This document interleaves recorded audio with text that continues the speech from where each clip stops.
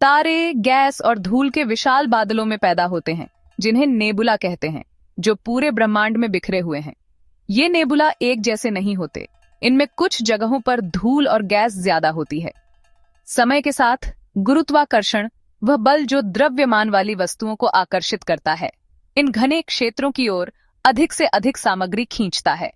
जैसे जैसे ये क्षेत्र सिकुड़ते हैं, वे तेजी से घूमते हैं, अंततः अपने केंद्र में परमाणु संलयन को प्रज्वलित करने के लिए पर्याप्त गर्मी पैदा करते हैं, जिससे तारों का जन्म होता है। हमारा अपना सौर मंडल लगभग 4.6 अरब साल पहले ऐसे ही एक ढहते हुए नेबुला से बना था। जैसे ही नवजात सूर्य केंद्र में चमका, शेष गैस और धूल एक विशाल चक्र में उसके चारों ओर घूमने लगे। इस बेतरतीब चक्र के भीतर कण टकरा गए और आपस में चिपक गए। इस प्रक्रिया को अभिवृद्धि कहा जाता है।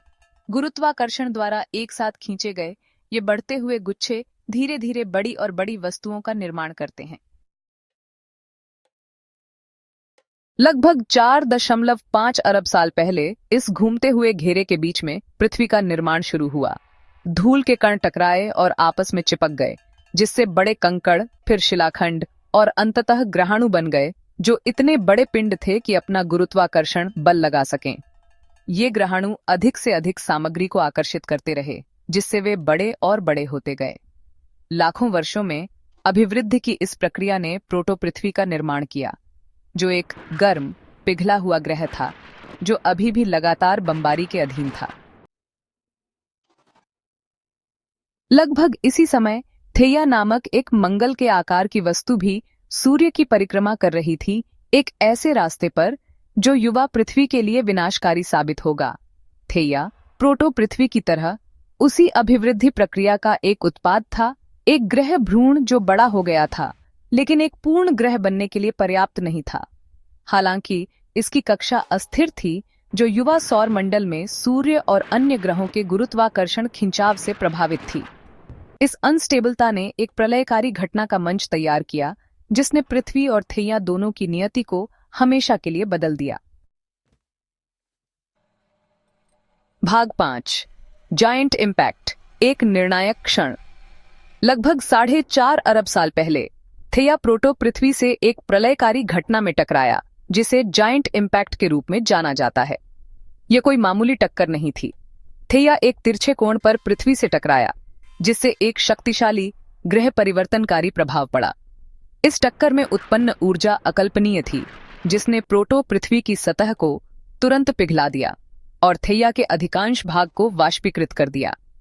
इस टक्कर ने दोनों पिंडों से होकर शॉकवेव्स भेजीं, जिससे उनकी बाहरी परतें फट गईं और अंतरिक्ष में उड़ गईं। भाग 6, परिणाम, मलबे का एक बादल। जायंट इम्पैक्ट के बाद पिघली हुई चट्टान, वाष्पीकृत धातु अंतरिक्ष में बिखर गए। यह प्रभाव इतना शक्तिशाली था कि इसने दोनों ग्रहों के बड़े हिस्सों को तोड़ दिया और उन्हें अंतरिक्ष में फेंक दिया, और पृथ्वी और थेया दोनों के बिखरे हुए अवशेषों से बना मलबे का एक विशाल बादल पृथ्वी को घेर लिया। यह मलबा, जो अब पृथ्वी के चारों ओर एक विशाल बादल के रूप में फैल गया था, धीरे धीरे एकत्रित होने लगा। गुरुत्वाकर्षण से बंधा हुआ यह मलबे का बादल एक अराजक नृत्य में पृथ्वी की परिक्रमा करता रहा। यह नृत्य, जो अनगिनत टुकड़ों के बीच टकराव और विलय का परिणाम था, एक अद्वितीय खगोलीय घटना का निर्माण कर रहा था। समय के साथ इस बादल के भीतर टकराव के कारण मलबा आपस में टकरा गया और हर टकराव के साथ छोटे टुकड़े बड़े टुकड़ों में बदलने लगे। यह प्रक्रिया, जो अनगिनत वर्षों तक चलती रही, ने अंततः एक नई संरचना का निर्माण किया। एक ऐसी प्रक्रिया जो स्वयं ग्रहों के निर्माण के अभिवृद्धि की याद दिलाती है। जैसे जैसे ये टुकड़े एकत्रित होते गए, उन्होंने एक नई खगोलीय संरचना का निर्माण किया, जो धीरे धीरे एक ठोस रूप लेने लगी। जैसे जैसे बादल ठंडा होता गया, ये झुरमुट बड़े होते गए और धीरे धीरे एक स्थिर संरचना में बदलने लगे। यह प्रक्रिया धीमी थी, लेकिन इसके परिणाम स्वरूप एक नई खगोलीय संरचना का निर्माण हुआ, जिससे पृथ्वी के चारों ओर पिघली हुई चट्टान और धूल की एक डिस्क बन गई। यह डिस्क, जो अब पृथ्वी के चारों ओर घूम रही थी, धीरे धीरे ठंडी हो रही थी और एक नई संरचना का निर्माण कर रही थी। भाग 7, एकीकरण, चंद्रमा का निर्माण। मलबे की इस डिस्क के भीतर अभिवृद्धि की प्रक्रिया नए सिरे से शुरू हुई। पिघली हुई चट्टान और धूल के कण टकराए और आपस में चिपक गए, जिससे धीरे धीरे बड़े बड़े झुरमुट बन गए। जैसे जैसे ये झुरमुट बढ़ते गए, उनका गुरुत्वाकर्षण खिंचाव बढ़ता गया, जिससे अधिक सामग्री आकर्षित हुई और वे और भी बड़े होते गए। हजारों वर्षों में एकीकरण की इस प्रक्रिया ने हमारे चंद्रमा का निर्माण किया। भाग 8, साक्ष्य और चल रहे अनुसंधान। विशाल प्रभाव परिकल्पना चंद्रमा के निर्माण के लिए प्रमुख व्याख्या है, जो कई सबूतों द्वारा समर्थित है, जिसमें चंद्रमा की संरचना, इसकी कक्षा और अन्य ग्रहों के चारों ओर समान चंद्रमा प्रणालियों का अस्तित्व शामिल है। यह परिकल्पना बताती है कि लगभग 4.5 अरब साल पहले एक मंगल के आकार का पिंड, जिसे थिया कहा जाता है, पृथ्वी से टकराया था। इस टकराव के परिणाम स्वरूप मलबे का एक विशाल बादल बना, जो धीरे धीरे एकत्रित होकर चंद्रमा का निर्माण हुआ। चंद्रमा की सतह पर पाए गए खनिज और रासायनिक तत्व इस परिकल्पना का समर्थन करते हैं। चंद्रमा की संरचना पृथ्वी के मेंटल, पृथ्वी की पपड़ी के नीचे की परत के समान है, जो एक साझा उत्पत्ति का सुझाव देती है। इसके अलावा चंद्रमा की सतह पर पाए गए कुछ तत्व, जैसे कि ऑक्सीजन आइसोटोप, पृथ्वी के समान है, और अन्य ग्रहों के चारों ओर समान चंद्रमा प्रणालियों का अस्तित्व भी इस परिकल्पना को बल देता है।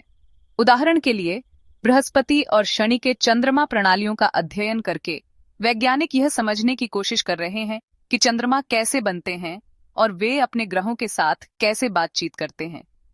चंद्रमा की संरचना पृथ्वी के मेंटल, पृथ्वी की पपड़ी के नीचे की परत के समान है, जो एक साझा उत्पत्ति का सुझाव देती है। इसके अलावा चंद्रमा की सतह पर पाए गए कुछ तत्व, जैसे कि ऑक्सीजन आइसोटोप, पृथ्वी के समान है। यह समानता इस बात का प्रमाण है कि चंद्रमा और पृथ्वी का निर्माण एक ही घटना से हुआ था। वैज्ञानिकों का मानना है कि यह घटना इतनी शक्तिशाली थी कि इसने पृथ्वी और थिया के मलबे को अंतरिक्ष में फेंक दिया, जो बाद में चंद्रमा के रूप में एकत्रित हुआ, जो एक साझा उत्पत्ति का सुझाव देती है। इसके अलावा चंद्रमा की कक्षा सूर्य के चारों ओर पृथ्वी की कक्षा के सापेक्ष झुकी हुई है, जो असामान्य है और एक जायंट इम्पैक्ट द्वारा सबसे अच्छी तरह से समझाया गया है। यह झुकाव इस बात का संकेत है कि चंद्रमा का निर्माण एक हिंसक घटना के परिणाम स्वरूप हुआ था। इसके अलावा चंद्रमा की कक्षा सूर्य के चारों ओर पृथ्वी की कक्षा के सापेक्ष झुकी हुई है, जो असामान्य है और एक जायंट इम्पैक्ट द्वारा सबसे अच्छी तरह से समझाया गया है। यह झुकाव इस बात का संकेत है कि चंद्रमा का निर्माण एक हिंसक घटना के परिणाम स्वरूप हुआ था और एक जायंट इम्पैक्ट द्वारा सबसे अच्छी तरह से समझाया गया है। वैज्ञानिक इस असाधारण घटना के बारे में हमारी समझ को परिष्कृत करने के लिए और अधिक सबूतों की खोज में चंद्रमा और पृथ्वी चंद्रमा प्रणाली का अध्ययन करना जारी रखते हैं। वे चंद्रमा की सतह पर नए मिशन भेज रहे हैं, चंद्रमा की चट्टानों का विश्लेषण कर रहे हैं और कंप्यूटर सिमुलेशन का उपयोग करके इस घटना के विभिन्न पहलुओं का अध्ययन कर रहे हैं। वैज्ञानिक इस असाधारण घटना के बारे में हमारी समझ को परिष्कृत करने के लिए और अधिक सबूतों की खोज में चंद्रमा और पृथ्वी चंद्रमा प्रणाली का अध्ययन करना जारी रखते हैं। वे चंद्रमा की सतह पर नए मिशन भेज रहे हैं, चंद्रमा की चट्टानों का विश्लेषण कर रहे हैं और कंप्यूटर सिमुलेशन का उपयोग करके इस घटना के विभिन्न पहलुओं का अध्ययन कर रहे हैं। चंद्रमा और पृथ्वी चंद्रमा प्रणाली का अध्ययन करना जारी रखते हैं। इस शोध का उद्देश्य न केवल चंद्रमा की उत्पत्ति को समझना है, बल्कि यह भी जानना है कि इस प्रकार की घटनाएं अन्य ग्रहों और उनके चंद्रमाओं के निर्माण में कैसे भूमिका निभा सकती है। यह ज्ञान हमें हमारे सौर मंडल और उससे परे के ग्रहों की उत्पत्ति और विकास के बारे में महत्वपूर्ण जानकारी प्रदान कर सकता है। भाग 9, हमारे खगोलीय साथी का महत्व।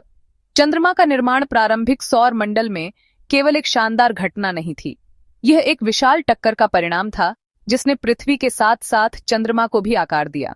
इस घटना ने न केवल हमारे ग्रह की संरचना को प्रभावित किया, बल्कि इसके विकास की दिशा भी निर्धारित की।